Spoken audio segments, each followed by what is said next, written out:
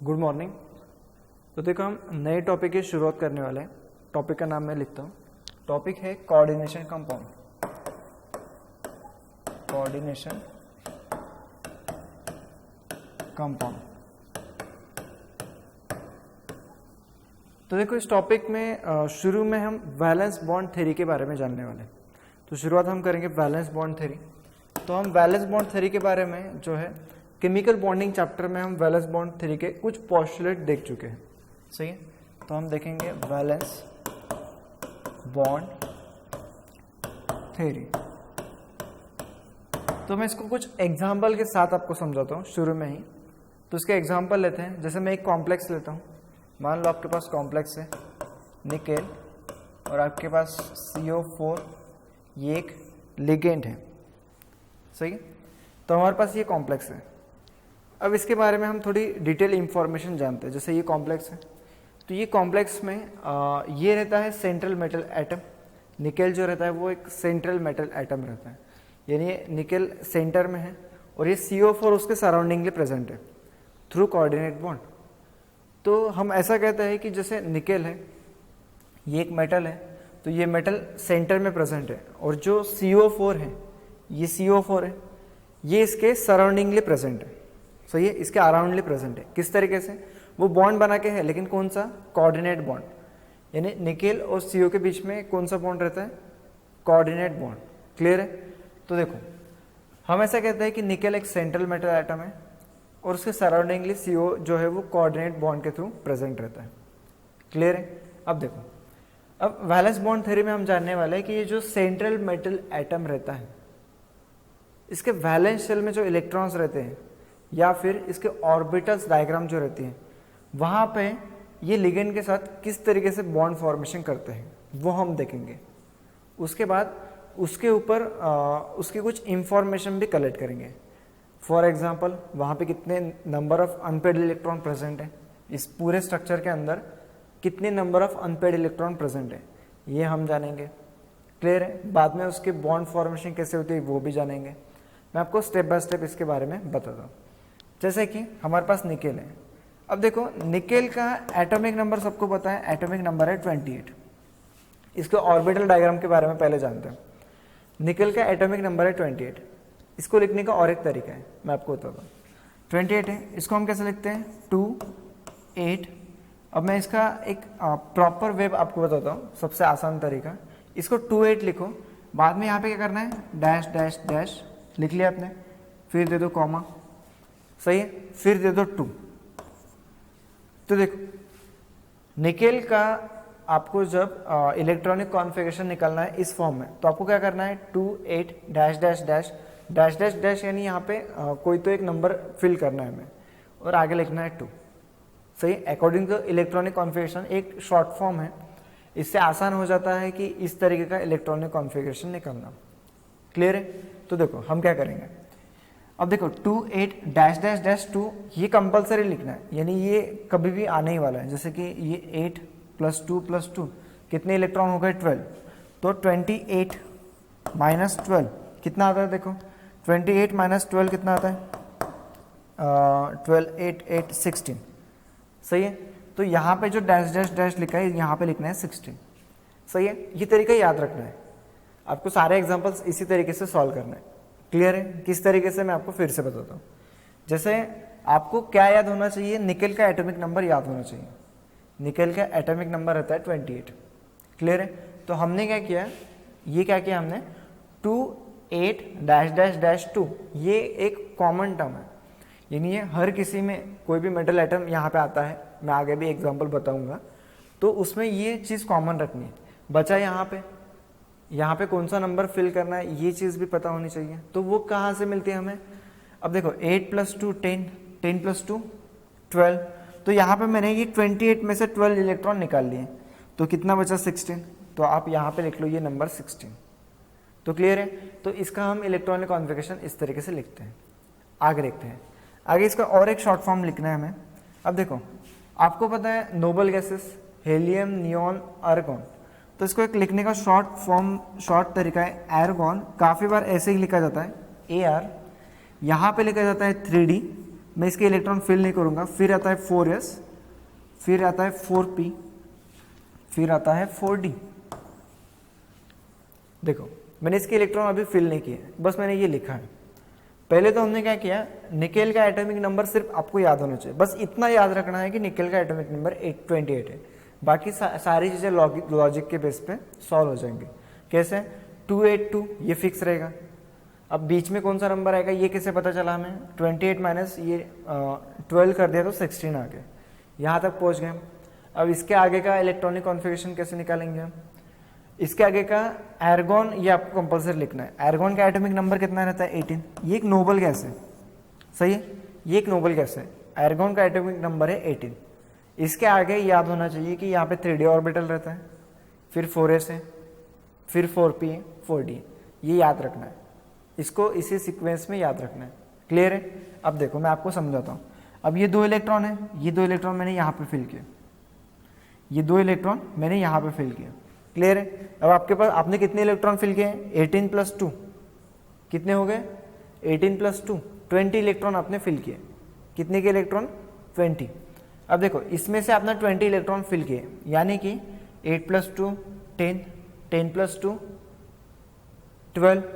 अब देखो यहाँ पे हो गए 12 इलेक्ट्रॉन्स, ये 12 हो गए, और आपने यहाँ पे कितने किए? 18 + 2 20 इलेक्ट्रॉन्स फिल किए। क्लियर है? तो देखो आपने अब तक 20 इलेक्ट्रॉन्स फिल किए, उसमें से आपको ये 12 मिल गए। ये इसमें से मैं आपको ऐसे मेंशन करके बताता हूँ। देखो इसमें से आपको कितने मिल गए? 12 इलेक्ट्रॉन्स।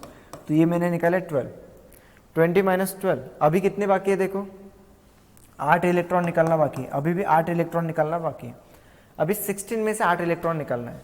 तो यहाँ पे क्या आएगा? देखो 16 - 8 = 8। तो आखिरी में कितने इलेक्ट्रॉन बचे? 8। तो जितने आखिरी में इलेक्ट्रॉन बचे वो d ऑर्बिटल में डाल दो।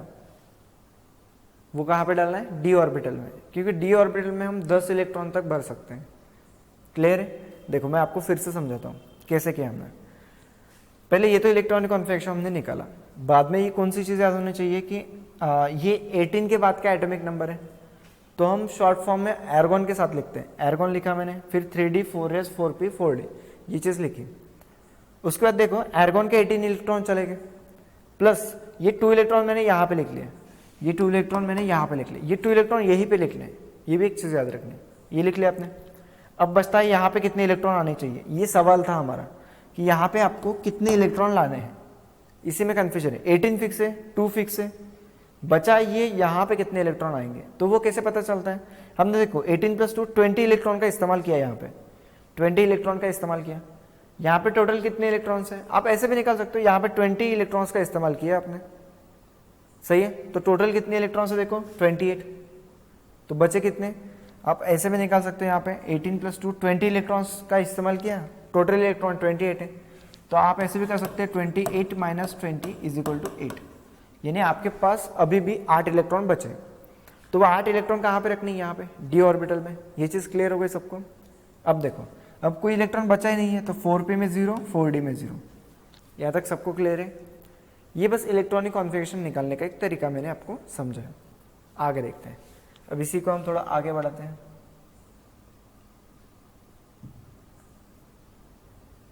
हाँ, अब देखो ये वाला इलेक्ट्रॉनिक कॉन्फ़िगरेशन था, हम आ गए। अब देखो हमें क्या करना है? ऑक्सीडेशन नंबर निकालना है, ऑक्सीडेशन स्टेट भी बोल सकते हैं, ऑक्सीडेशन स्टेट। अब देखो निकेल की ऑक्सीडेशन स्टेट निकालनी है हमें, मैं आपको फिर से यहाँ पे लेके जाता हूँ। देखो अब देखो इसकी ऑक्सीडेशन स्टेट निकालनी है। अब निकेल के लिए मैंने लिखा x, क्योंकि निकेल की ऑक्सीडेशन स्टेट मेरे को निकालनी है। किसकी? निकेल की। अब CO ये कार्बन मोनोऑक्साइड है, CO के ऊपर कितना चार्ज रहता है? 0। तो हम लिखेंगे +4 × 0। क्या किया हमने? मैं आपको और एक बार बताता हूँ। मुझे ऑक्सीडेशन स्टेट निकालनी है, लेकिन किसकी? ये जो सेंट्रल मेटल एटम है निकेल, इसकी। तो उसको मैंने कंसिडर किया x, इसको मैंने कंसिडर किया x, क्योंकि इसकी ऑक्सीडेशन स्टेट निकालनी है। अब आगे इसके आगे क्या है? कार्बन मोनोऑक्साइड, ये एक लिगेंड है। तो CO के ऊपर कितना चार्ज रहता है? कार्बन मोनोऑक्साइड के ऊपर 0, और वो कितनी बार है? 4 बार है, सही है। अब टोटल इसके ऊपर कुछ भी नहीं है, इसका मतलब चार्ज कितना रहता है? 0। अगर कोई चार्ज है तो यहाँ पे लिखा जाता है +1 +2 या फिर -1 -2 जो भी रहेगा। अगर कुछ भी नहीं है तो 0 है, तो इसीलिए हम लिखेंगे इक्वल टू 0, इसीलिए हम लिखेंगे इक्वल टू 0। अब देखो x इक्वल टू क्या आएगा, x इक्वल टू आएगा 0। ये क्लियर हो गया। तो इसका मतलब निकेल के ऊपर 0 चार्ज है, निकेल का ऑक्सीडेशन स्टेट जो है वो 0 है, सही है। तो इसका मतलब कि ये जो इलेक्ट्रॉनिक कॉन्फ़िगरेशन है ये एज इट इज़ रहेगा, इसमें कोई चेंज नहीं होगा, क्योंकि निकेल के ऊपर निकेल का ऑक्सीडेशन स्टेट 0 है। क्लियर है। अगर +1 -1 ऐसा कुछ रहता था तो हम इसमें से इलेक्ट्रॉन कम ज़्यादा करते थे। अगर -2 रहता था तो इसमें 2 इलेक्ट्रॉन बढ़ाते थे। माइनस में तो रहता नहीं है, प्लस में आता है, तो +2 रहता था तो हम यहाँ से 2 इलेक्ट्रॉन निकाल लेते थे। वो भी मैं एग्जाम्पल आगे के एग्जाम्पल में वो क्लियर होगा। लेकिन फिलहाल यहाँ पे ऑक्सीडेशन स्टेट 0 है तो कोई चेंज करने की ज़रूरत नहीं है हमें। हमने जो इलेक्ट्रॉनिक कॉन्फ़िगरेशन लिखा है वो पूरा एज इट इज़ ही रहेगा निकेल का। आगे बढ़ते हैं। अब देखो, अब मैं क्या करूँगा, ये जो इलेक्ट्रॉनिक कॉन्फ़िगरेशन हमने निकाला है ये वाला, सही है, इसको मैं आपको रफ में यहाँ पे बना के दिखाता हूँ। अब देखो 3d8 है, अब d ऑर्बिटल में बनाता हूँ यहाँ पे 1 2 3 4 और ये 5। अब देखो ये बनाया हमने 3d8। अब यहाँ पे 4s2 बनाना है, ये 4s2। अब यहाँ पे बनाना है 4p0। अब देखो 3d8 4s2 4p0, d की अभी ज़रूरत नहीं, 4p तक ही बनाना है। क्लियर है। अब देखो 3d8 कैसे फिल करेंगे, 1 हर्ट्ज़ रूल के हिसाब से 2 3 4 5, उसके बाद 6 7 8, इस तरीके से हमने इलेक्ट्रॉन्स को फिल किया। 4s2 में 1 2, तो हमने 4s2 वाले इलेक्ट्रॉन फिल किए, 3d8 वाले किए, 4p0 वाले भी इलेक्ट्रॉन फिल किए। यहाँ तक क्लियर हो गया सबको। अब यहाँ पे देखो ट्विस्ट कहाँ पे आता है। अब देखो हमने ऑर्बिटल्स तो बना लिए, यहाँ पे ऑर्बिटल्स तो बना लिए, अब यहाँ तक कोई प्रॉब्लम होनी नहीं चाहिए। लेकिन क्या है, देखो हमारे पास जो एग्जाम्पल है वो कौन सा है, मैंने जो आपको एग्जाम्पल बताया NiCO4, इस तरीके से निकेल एक सेंट्रल मेटल एटम है और CO कार्बन मोनोऑक्साइड एक लिगेंड है जो कि मेटल को कनेक्टेड है थ्रू कोऑर्डिनेट बॉन्ड। अब देखो CO जो रहता है वो एक स्ट्रॉन्ग फील्ड लिगेंड रहता है। क्या रहता है वो, स्ट्रॉन्ग फील्ड लिगेंड, यानी कि इसकी जो फील्ड रहती है वो स्ट्रॉन्ग रहती है। किस तरीके से मैं आपको समझाता हूँ कि देखो ये पेन है, मान लो ये पूरी आयरन वाली पेन है। अब मान लो एक लिगेंड है, सही है, लिगेंड को आप कंसिडर करो एक मैग्नेट है। अगर वो वीक फील्ड वाला है, इसका मतलब छोटा मैग्नेट है, तो उसकी जो मैग्नेटिक फील्ड रहेगी वो छोटी रहेगी, ज़्यादा इफेक्टिव नहीं रहेगी, तो वो पेन को ज़्यादा पुश नहीं कर पाएगा, पेन को ज़्यादा रिपेल नहीं कर पाएगा। हम ऐसा कह सकते कि उसको वो पुश नहीं कर पाएगा, रिपेल नहीं कर पाएगा, क्योंकि ये वीक फील्ड है, ये छोटा मैग्नेट है। यानी छोटा हम कह नहीं सकते कि, लेकिन ये जो मैग्नेट है इसकी पावर कम है, इसकी फील्ड जो है मैग्नेटिक फील्ड वो उसकी स्ट्रेंथ कम है। मान लो ये मैग्नेट बड़ा है, इतना बड़ा मैग्नेट है हमारे पास, उसकी जो मैग्नेटिक फील्ड है वो स्ट्रांग है, तो वो क्या करेगा, पेन को एकदम रिपेल कर देगा, पेन को पुश कर देगा इस तरफ, क्योंकि इसकी मैग्नेटिक फील्ड मैग्नेटिक स्ट्रेंथ ज़्यादा है, सही है, तो ये स्ट्रांग मैग्नेट है। तो इसी तरीके से लिगेंड के बारे में भी हम ऐसा कहते हैं। अब लिगेंड अगर स्ट्रांग फील्ड लिगेंड है, यानी कि CO जो है इसकी जो फील्ड है वो बहुत स्ट्रांग है, तो हम इसको कहते हैं स्ट्रांग फील्ड लिगेंड। अब यहाँ पे पेन थी, लेकिन यहाँ पे हम मैग्नेट किसको रिपेल कर रहा था, पेन को। यहाँ पे लिगेंड किसको रिपेल करेगा, इलेक्ट्रॉन्स को। किसको रिपेल करेगा, इलेक्ट्रॉन्स को रिपेल करेगा। CO ये जो लिगेंड है ये एक स्ट्रांग फील्ड लिगेंड है, इसकी फील्ड स्ट्रांग है, तो वो किसी को तो रिपेल करेगा। किसको करेगा, इलेक्ट्रॉन्स को रिपेल करेगा। अब इलेक्ट्रॉन्स को रिपेल तो करेगा, लेकिन किस तरीके से, वो मैं आपको बना के दिखाता हूँ। अब देखो, अब रिपेल करने के बाद ये कैसे रिपेल करता, देखो 1 2 3 4 ये बनाया हमने। फिर यहाँ पे देखो ये 1 और ये 1। हाँ, अब देखो ये CO की वजह से इलेक्ट्रॉन्स रिपेल होते हैं, लेकिन किस तरीके से। अब यहाँ पे देखो ये जो है मैंने एज इट इज़ बनाया, ये 1 2 3 4 5 6 7 8। क्लियर है। मैंने ये ऑर्बिटल जो है वो एज इट इज़ बना है। अब ये जो 2 इलेक्ट्रॉन है, ये क्या करता है, ये लिगेंड एक स्ट्रॉन्ग फील्ड लिगेंड है, तो वो इलेक्ट्रॉन को पुश करेगा। अब वो क्या करेगा, मान लो ये CO यहाँ पे खड़ा है, CO यहाँ पे खड़ा है, तो इसकी मैग्नेटिक फील्ड स्ट्रांग है, ऐसा कंसिडर कर लो मैग्नेटिक फील्ड स्ट्रांग है। यहाँ पे पेन है, यहाँ पे बड़ा मैग्नेट है, तो वो पेन को क्या करेगा, इस तरफ पुश करेगा। क्लियर है? तो ये लिगेंड जो है स्ट्रांग फील्ड लिगेंड है, तो वो क्या करेगा, यहाँ पे जो इलेक्ट्रॉन्स हैं उनको उस तरफ पुश करेगा, ये ऐसा पुश करेगा। क्लियर है? तो क्या होगा, ये जो इलेक्ट्रॉन्स है ये इस तरफ ट्रांसफर हो जाएंगे, ये इलेक्ट्रॉन्स जो है वो इस तरफ ट्रांसफर हो जाएंगे। तो ये 2 इलेक्ट्रॉन देखो, अब ये 2 इलेक्ट्रॉन इस ऑर्बिटल से इस ऑर्बिटल में जाने की कोशिश करेंगे, लेकिन इनको जगह कहाँ पे मिलेगी, देखो ये 2 इलेक्ट्रॉन अगर यहाँ पे चले गए तो मैं आपको बताता हूँ कि ये देखो ये 2 इलेक्ट्रॉन इस तरीके से ट्रांसफर हो जाएंगे। क्लियर है? तो ये 2 इलेक्ट्रॉन यहाँ से यहाँ जंप करके यहाँ पे आ गए, तो यहाँ पे देखो 3D कितना बन गया, 3D 10 बन गया, 4s 0 बन गया और 4p 0 बन गया। यहाँ तक कोई दिक्कत है? नहीं, यहाँ तक कोई दिक्कत होनी नहीं चाहिए। यहाँ पे क्या हो गया, CO एक स्ट्रॉन्ग फील्ड लिगेंड है, तो वो क्या करता है कि यहाँ से इलेक्ट्रॉन को रिपेल करता है। तो ये इलेक्ट्रॉन अगर रिपेल हो रहे तो यहाँ से उनको जाने के लिए जगह कहाँ पे, इसी ऑर्बिटल में जगह है, इस ऑर्बिटल से वो इसी ऑर्बिटल में जाने वाले हैं, तो वो यहाँ पे चले गए, तो ये बन गया 3D 10। अब यहाँ से इलेक्ट्रॉन सारे खत्म हो गए, तो ये 4s 0 और ये 4p 0 ऑलरेडी। तो आपको रीअरेंज यानी उस जो लिगेंड है ये अपनी फील्ड स्ट्रॉन्ग फील्ड जब रहता है, ये स्ट्रॉन्ग फील्ड है, तो इसके बाद जो इफेक्ट आता है वो हमने यहाँ पे दिखाया। क्लियर है? यानी इसको रीअरेंज किया हमने। निकेल का ओरिजिनल ऑर्बिटल डायग्राम ऐसी होनी चाहिए, लेकिन इस लिगेंड की वजह से वो ऑर्बिटल डायग्राम इस तरीके से बन जाती है। अब देखो हमें निकालना है हाइब्रिडाइजेशन, वो भी मैं क्यों बताता हूँ। जैसे निकेल CO को कनेक्टेड है, तो वो किस तरीके से कौन से ऑर्बिटल में कनेक्टेड है, इसके लिए हमें हाइब्रिडाइजेशन का सहारा लेना पड़ता है। तो देखो यहाँ पे हाइब्रिडाइजेशन क्या होगा, देखो यहाँ से हाइब्रिडाइजेशन शुरू होगा, मैं आपको बताता हूँ, और यहाँ पे आएगा खत्म। यानी सिंपली आपको करना क्या है मैं आपको बताता हूँ। अगर निकेल को कोई भी 4 एटम्स या फिर ग्रुप ऑफ एटम्स कनेक्टेड है, निकेल को कितने एटम्स कनेक्टेड है, 4 एटम्स या फिर ग्रुप ऑफ एटम्स कनेक्टेड है, तो जितने एटम्स या फिर ग्रुप ऑफ एटम्स कनेक्टेड होते हैं उतने ही वैकेंट ऑर्बिटल आपको हाइब्रिडाइजेशन में लेने हैं। देखो मैं और एक बार रिपीट करता हूँ कि निकेल ये जो सेंट्रल मेटल एटम है, इसको कनेक्ट किए गए लिगेंड्स कितने हैं वो देखना है। कितने हैं टोटल, 4।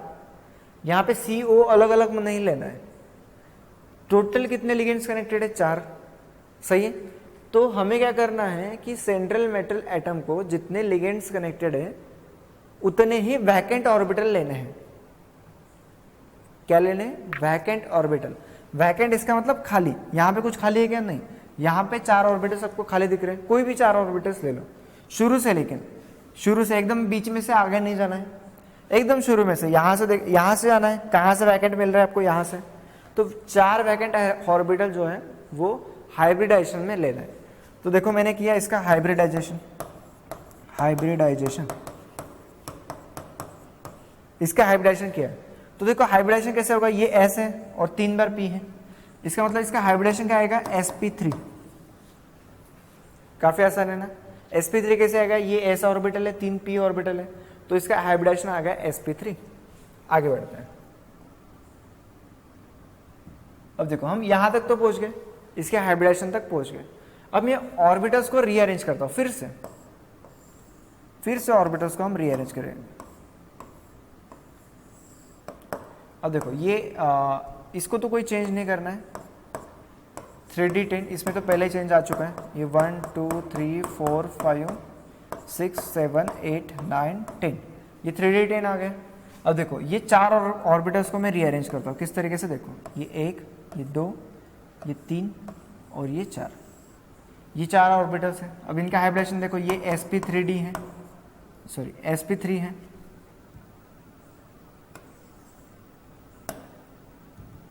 ये भी ऑर्बिटल sp3 है, ये ऑर्बिटल भी sp3 है और ये ऑर्बिटल भी sp3 है। क्लियर है? यहाँ तक कोई डाउट है? अब मैं आपको बताता हूँ, ये हाइब्रिड ऑर्बिटल्स है, ये प्योर ऑर्बिटल्स है, ये हाइब्रिड ऑर्बिटल्स है। अब देखो मैंने आपको एक जो एग्जांपल बताया निकेल CO4, सही है। तो यहाँ पे क्या होता है, यहाँ पे निकेल एक सेंट्रल मेटल एटम है और CO क्या करता है, CO अपने इलेक्ट्रॉन्स इसको डोनेट करता है, सही है। अब देखो यहाँ पे CO है, ये क्या करता है, अपने इलेक्ट्रॉन्स यहाँ पे डोनेट करता है, सही है। 2 इलेक्ट्रॉन्स इसने डोनेट किए, CO अपने पूरे 1 इलेक्ट्रॉन के पेयर डोनेट कर देता है। CO क्या करता है, अपने 1 इलेक्ट्रॉन के पेयर यहाँ पे डोनेट कर देता है। फिर दूसरा CO आता है, वो भी अपने इलेक्ट्रॉन के पेयर यहाँ पे डोनेट कर देता है। फिर तीसरा CO आता है, वो भी अपने इलेक्ट्रॉन के पेयर यहाँ पे डोनेट करता है।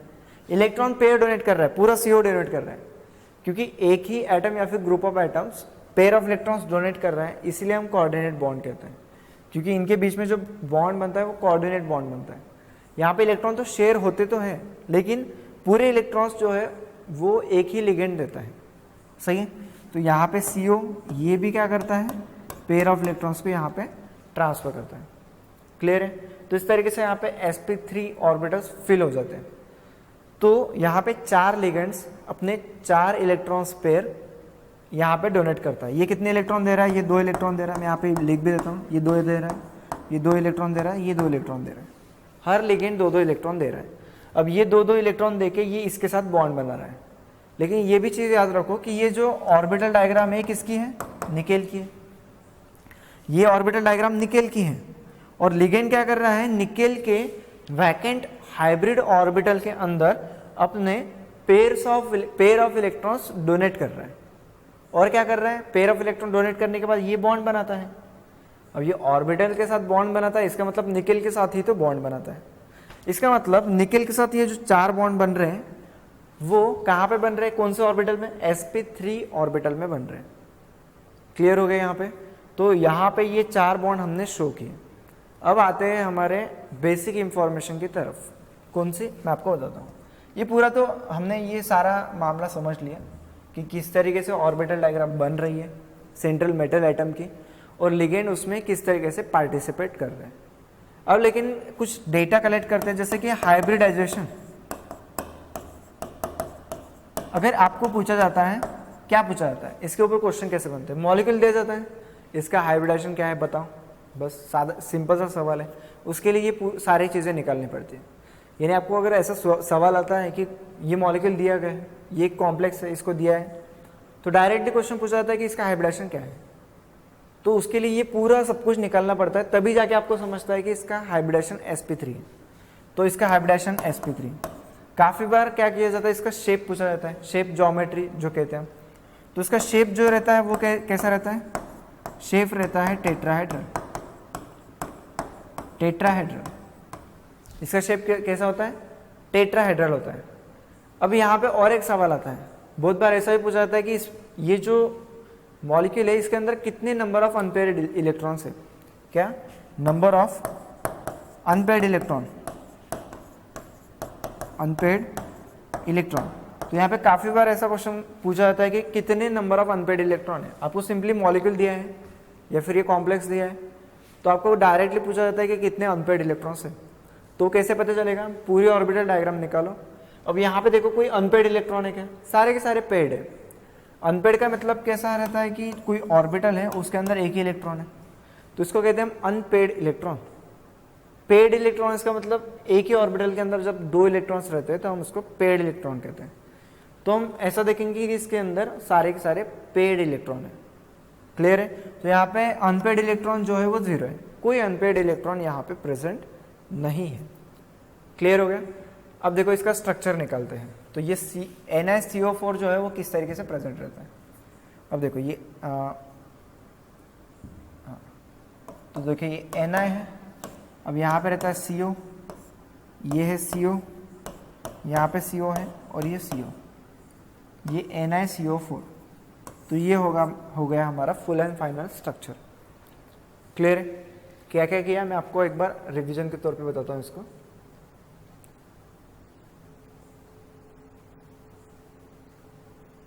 हाँ, तो मैंने पहले आपको क्या किया कि एक कॉम्प्लेक्स दिया, तो आपने क्या किया, हमने क्या किया, इसमें निकेल लिया, सेंट्रल मेटल एटम लिया, उसका ऑक्सीडेशन उसका एटॉमिक नंबर लिया, उससे हमने इलेक्ट्रॉनिक कॉन्फ़िगरेशन निकाले। फिर हमने चेक किया कि इसका ऑक्सीडेशन नंबर क्या है। ऑक्सीडेशन नंबर 0 आता है तो कोई चेंजेस नहीं करने इसमें। अगर ऑक्सीडेशन नंबर कुछ आता है प्लस माइनस में तो हम इसमें चेंजेस करने वाले हैं, लेकिन फिलहाल कोई ज़रूरत नहीं है। तो हमने ये ऑर्बिटल डायग्राम निकाली, जो हमने इलेक्ट्रॉनिक कॉन्फ़िगरेशन निकाला है उसी के भरोसे पे ये ऑर्बिटल डायग्राम निकाली। अब सवाल आता है कि यहाँ तक तो ओके था, सब सारी चीज़ें सेम है, कोई नई चीज़ इसमें है नहीं। नई चीज़ यहाँ से शुरू होती है। कौन सी?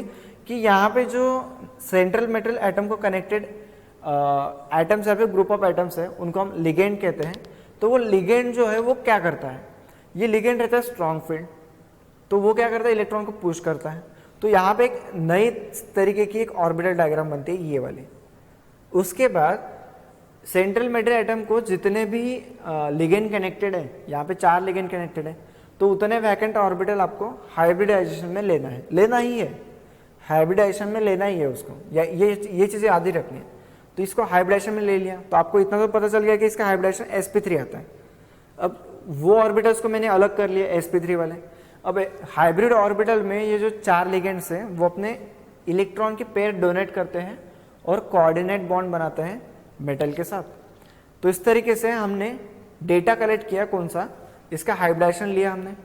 फिर शेप तो आपको पता है कि sp3 हाइब्रिडाइजेशन रहता है तो शेप टेट्राहेड्रल रहता है। फिर मैंने आपको बताया कि नंबर ऑफ अनपेड इलेक्ट्रॉन इसमें 0 है, कोई अनपेड इलेक्ट्रॉन नहीं है।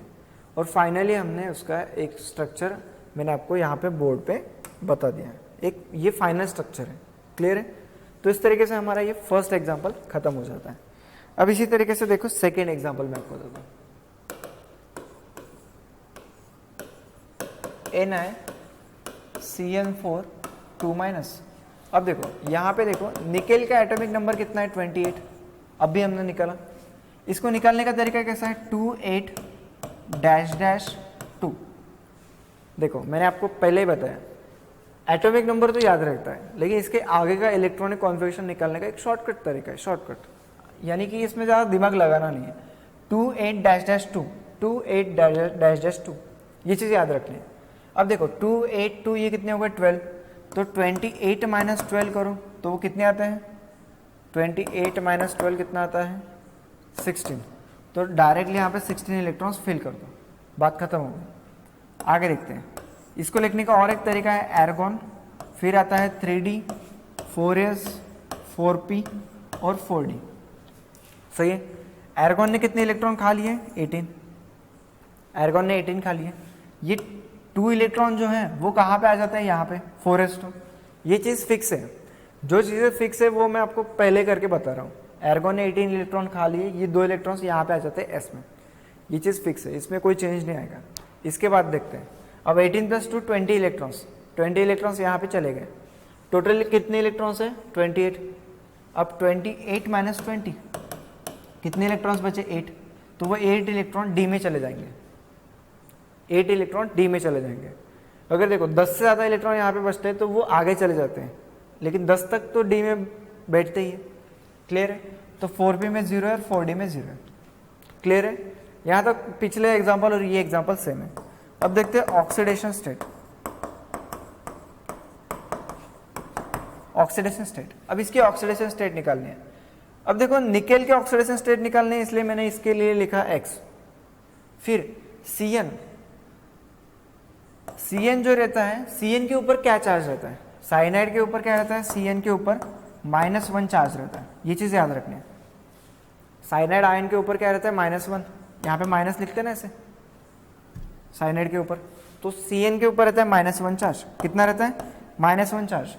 अब Cn कितनी बार है, 4 बार, × 4 कर दो, इक्वल टू यहाँ पे चार्ज कितना है देखो, -2। तो मैंने लिखा है -2। अब यहाँ पे देखो ये -4 है, उधर जाके +4, यानी कि x = कितना आता है, +2। x = +2, यानी इसका मतलब क्या है, x = +2। x जो है वो हमने किसके लिए लिखा है, निकेल के लिए। मैं यहाँ पे भी लिख के बता सकता हूँ, ये निकेल के लिए x लिखा, प्लस साइनाइड के ऊपर -1 चार्ज है, इंटू ये 4 बार है, = ये -2। सही है? यहाँ से यहाँ पे भी समझ में आ सकता है। तो फाइनल में x, निकेल का ऑक्सीडेशन कितना आ गया, +2। क्लियर है? अब देखो ये हमने निकेल का ऑक्सीडेशन स्टेट और इलेक्ट्रॉनिक कॉन्फ़िगरेशन निकाला है। निकेल का इलेक्ट्रॉनिक कॉन्फ़िगरेशन निकाला है।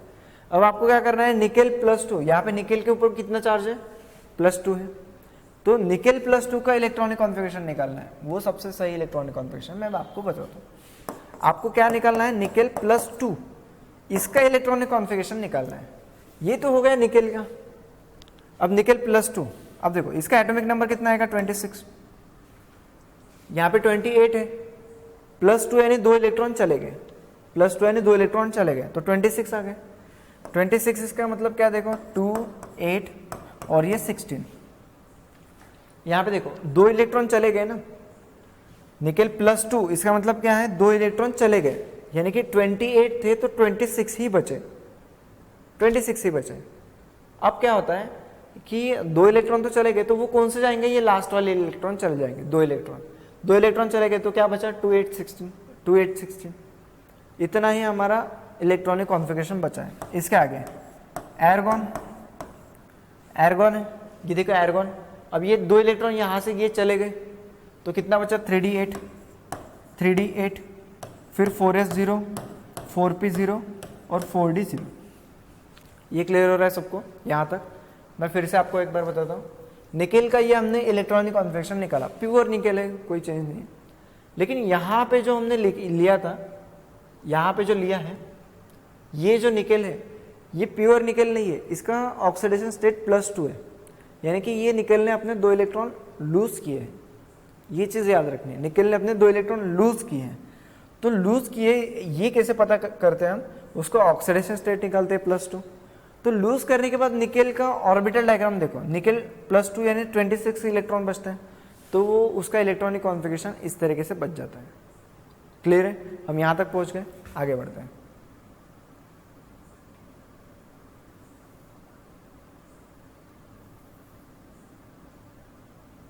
हाँ, अब देखो मैं आपको इसके डायग्राम निकाल के बताता हूँ। अब देखो यहाँ पे 1, 2, 3, 4 और ये 5, ये ले लिया हमने। अब यहाँ पे क्या है, 3d8 है, 3d8। अब यहाँ पे आता है 4s0 और ये आगे हैं 4p0, ये आता है 4s0 और ये है 4p0। क्लियर है? 3d8 निकालते हैं, 1, 2, 3, 4, 5, 6, 7, 8, बस खत्म हो गए, बाकी इसमें कुछ है ही नहीं।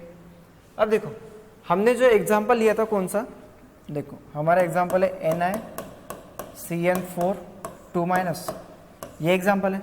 अब Cn क्या है, Cn साइनाइड, ये भी एक स्ट्रॉन्ग फील्ड है, स्ट्रॉन्ग फील्ड लिगेंड।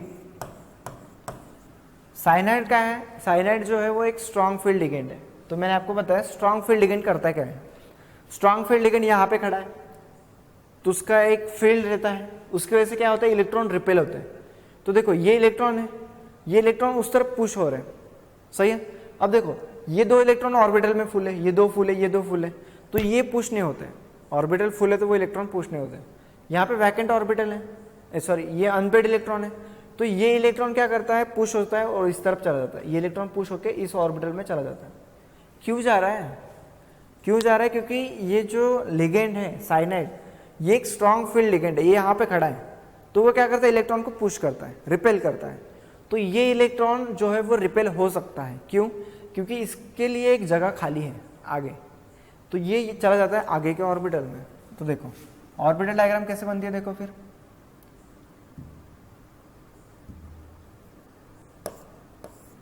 1, 2, 3, ये 4 और ये 5। अब देखो 8 ही है, 8 ही है। तो देखो ऑर्बिटल डायग्राम कैसे बनती है, देखो यहाँ तक ठीक है। अब ये इलेक्ट्रॉन जो है वो आ जाता है यहाँ पे, ये इलेक्ट्रॉन यहाँ से जाके यहाँ पे आ गया, ये चेंज दिख रहा है आपको। फिर आता है ये 4s, फिर आता है ये 4p। ये क्लियर हो गया यहाँ पे। अब देखो आपको क्या करना है, अभी हाइब्रिडाइजेशन निकालना है। अब देखो निकेल को कितने लिगेंड्स कनेक्टेड है, निकेल को टोटल 4 लिगेंड कनेक्टेड है, सही है।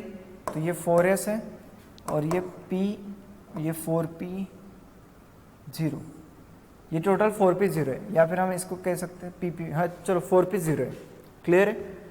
अब देखो सेंट्रल मेटल एटम को कितने लिगेंड्स कनेक्टेड है? 4, टोटल 4 लिगेंड्स कनेक्टेड है। तो आपको हाइब्रिडाइजेशन में कितने ऑर्बिटल्स लेने हैं? 4। लेकिन कहाँ से शुरुआत करनी है? अब देखो यहाँ से देखना चालू कर दो, यहाँ से ये ऑर्बिटल खाली है क्या? नहीं। ये ऑर्बिटल खाली है क्या? नहीं। ये ऑर्बिटल खाली है क्या? नहीं। ये है क्या? नहीं। ये ऑर्बिटल खाली है क्या? हाँ ये खाली है। तो आपको हाइब्रिडाइजेशन यही से शुरू करना है, आपको हाइब्रिडाइजेशन यहीं से शुरू करना है। तो यहाँ से देखो ये एक ऑर्बिटल आ गया, ये 2, ये 3 और ये 4। तो टोटल 4 ही ऑर्बिटल लेने हैं आपको। क्यों? क्योंकि आपको 4 ही ऑर्बिटल की तो ज़रूरत है, इससे ज़्यादा लोगे क्यों? क्योंकि देखो निकेल को 4 लिगेंड्स कनेक्टेड है, तो आपको 4 ही ऑर्बिटल चाहिए। किस लिए चाहिए? क्योंकि ये लिगेंड अपने पेयर्स ऑफ इलेक्ट्रॉन इस ऑर्बिटल में डोनेट करके इस निकेल के साथ कोऑर्डिनेट बॉन्ड बनाता है, इसलिए। तो आपको कितने ऑर्बिटल्स चाहिए? 4। लेकिन कहाँ से लेना है? बिल्कुल लेफ्ट से देखना है, यहाँ से शुरू किया, देखो देखो देखो देखो देखो, यहाँ से वैकेंट मिलते हैं, तो यहीं से शुरू कर दो। यहाँ से हमने रेंज चालू कर दी 4 ऑर्बिटल तक, और इसको कह दिया हमने हाइब्रिडाइजेशन। तो ये क्या है हमारा? हाइब्रिडाइजेशन। अब देखो ये कौन सा हाइब्रिडाइजेशन है? देखो ये एक डी ऑर्बिटल है, तो मैंने लिखा यहाँ पे डी। फिर आता है एक एस ऑर्बिटल, मैंने लिखा एस। फिर आते हैं 2 पी ऑर्बिटल्स, 2 पी ऑर्बिटल्स हैं, तो DsP2 इसका हाइब्रिडाइजेशन बन जाता है। क्या बनता है हाइब्रिडाइजेशन? DsP2। आगे बढ़ते हैं, तो मैं आपको ये हाइब्रिड ऑर्बिटल भी निकाल के बताता हूँ। जैसे हमने यहाँ तक तो पहुँच गया। अब देखो 1 2 3 4 और ये 5, सॉरी ये मैं 4 ही निकालता हूँ अभी, रीज़न भी बताता हूँ मैं। तो हमने लिखा यहाँ पे 3D8, 1 2 3 4 5 6 7 8। तो ये 3D8 लिखा मैंने। इसके आगे के मैं 3, इसके आगे के 4 ऑर्बिटल्स 1 2 3 और ये 4, ये 4 ऑर्बिटल्स मैंने लिखे और ये ऑर्बिटल मैंने खाली रखा। अब देखो ये जो ऑर्बिटल्स है 4, ये कौन से हैं? ये हाइब्रिड ऑर्बिटल है। ये देखो 1 2 3 4, ये हाइब्रिड ऑर्बिटल है। कौन से? DsP2, DsP2, DsP2 और ये DsP2, सारे के सारे हाइब्रिड ऑर्बिटल्स हैं। और ये प्योर 4p ऑर्बिटल है, प्योर 4p ऑर्बिटल है। देखो आपने इतना ही हाइब्रिडेशन किया, एक D, एक S और 2p, तो वो हाइब्रिड ऑर्बिटल मैंने यहाँ पे रखे, ये प्योर ऑर्बिटल मैंने यहाँ पे रखे, और सबसे आखिरी में जो ऑर्बिटल बचा था प्योर, वो हमने आखिरी में रखा है। अब देखो हमारा जो एग्जाम्पल था, मैं फिर से वहाँ पे आता हूँ। क्या था हमारा एग्जाम्पल? निकेल CN4 2-, ये एग्जाम्पल था। अब ये साइनाइड जो है ये पेयर्स ऑफ इलेक्ट्रॉन निकेल को डोनेट करता है। कैसे? अब ये CN जो है ये क्या करता है? अपने 2 इलेक्ट्रॉन्स यहाँ पे डोनेट करता है, ये 1 2। दूसरा वाला CN आता है, वो भी अपने इलेक्ट्रॉन्स डोनेट करता है, 2 इलेक्ट्रॉन डोनेट करता है, 1 2। तीसरा CN आता है, वो भी इलेक्ट्रॉन डोनेट करता है, अपने 2 इलेक्ट्रॉन डोनेट करता है, 1 2। चौथा CN आता है, वो भी इलेक्ट्रॉन डोनेट करता है और बॉन्ड बनाता है, 1 2। सही है। तो चारों CN ग्रुप्स अपने पेयर्स ऑफ इलेक्ट्रॉन इस निकेल के, ये टोटल निकेल के ऑर्बिटल्स हैं, निकेल के हाइब्रिड ऑर्बिटल्स के अंदर, ये हाइब्रिड ऑर्बिटल्स के अंदर पेयर ऑफ इलेक्ट्रॉन्स डोनेट करते हैं और यहाँ पे निकेल के साथ कोऑर्डिनेट बॉन्ड बनाते हैं। क्लियर हो गया? यहाँ पे साइनाइड जो है ये 4 लिगेंड्स है, वो अपने पेयर ऑफ इलेक्ट्रॉन्स ये निकेल के हाइब्रिड ऑर्बिटल के अंदर डोनेट करते हैं और कोऑर्डिनेट बॉन्ड के थ्रू यहाँ पे निकेल के साथ कनेक्ट हो जाते हैं। क्लियर हो गया? अब इसके ऊपर डेटा कलेक्ट करते हैं। इसका हाइब्रिडाइजेशन क्या आता है? देखो इसका हाइब्रिडाइजेशन क्या आएगा? यहाँ पे लिखा है हमने DsP2, DsP2। इसका शेप आएगा स्क्वायर प्लेनर, स्क्वायर प्लेनर। अब ये शेप जो है वो याद ही रखना है आपको। DsP2 हाइब्रिडाइजेशन है तो स्क्वायर प्लेनर शेप है, इसको याद कर लो। DsP2 हाइब्रिडाइजेशन है तो स्क्वायर प्लेनर शेप है। इसके बाद number of unpaired electron, number of unpaired electron कितने हैं यहाँ पे देखो? टोटल अनपेड इलेक्ट्रॉन कुछ दिख रहा है आपको? नहीं। तो सारे के सारे पेड इलेक्ट्रॉन है, इसलिए हमने लिखा यहाँ पे 0। अब देखो यहाँ पे स्क्वायर प्लेनर इसकी शेप है, तो स्क्वायर प्लेनर हम निकाल लेते हैं।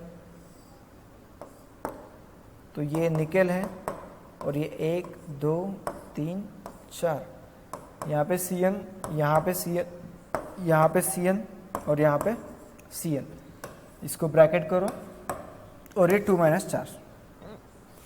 तो इस तरीके से आपको फाइनली इसका शेप मिल जाता है। सही है। तो यहाँ पे ये चीज़ कंप्लीट हो जाती है। तो मैं आपको ये फिर से एग्जांपल समझाता हूँ कि कहाँ से हमने शुरुआत की और कहाँ पे हमने ख़त्म किया।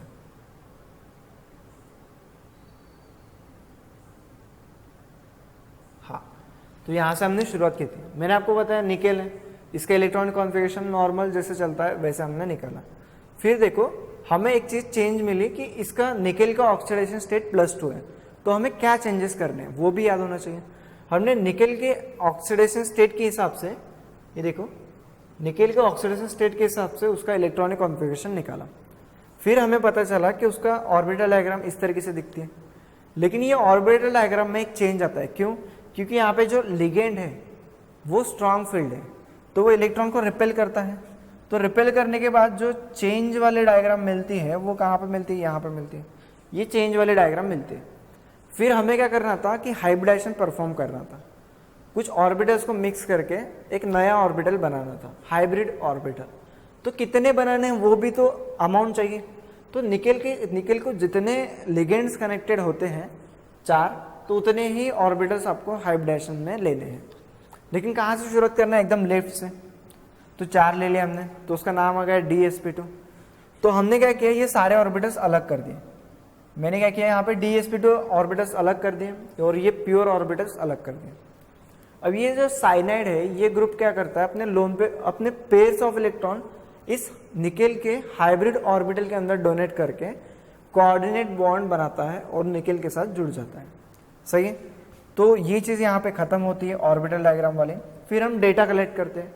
आपको पता है हाइब्रिडाइजेशन DsP2 है, शेप स्क्वायर प्लेनर है, अनपेड इलेक्ट्रॉन इसमें 0 दिख रहे हैं, और फाइनली जो स्ट्रक्चर दिखता है आपको वो इस तरीके से दिख जाता है। तो ये स्ट्रक्चर दिखता है आपको। अब देखो इसके आगे मैं एक आपको क्वेश्चन बताऊंगा, वो क्वेश्चन जो है वो आप खुद से सॉल्व कर सकते हो। थर्ड क्वेश्चन मैं आपको बताता हूँ। आपको देखना है K4Fe